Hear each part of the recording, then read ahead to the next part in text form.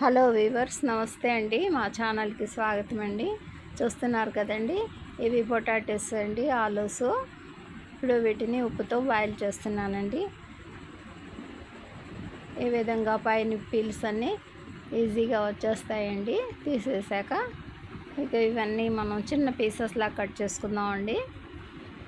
ఇలా మధ్యస్థంగా కట్ చేసి ఉప్పుతో బాయిల్ చేశానండి. పీసెస్ని ఈ విధంగా చక్కగా చిన్న చిన్న పీసెస్లా కట్ చేస్తున్నానండి.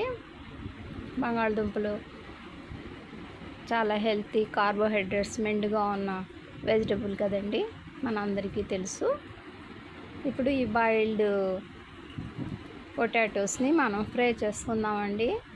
వెరీ సింపుల్గా, న్యాచురల్గా, హెల్తీగా.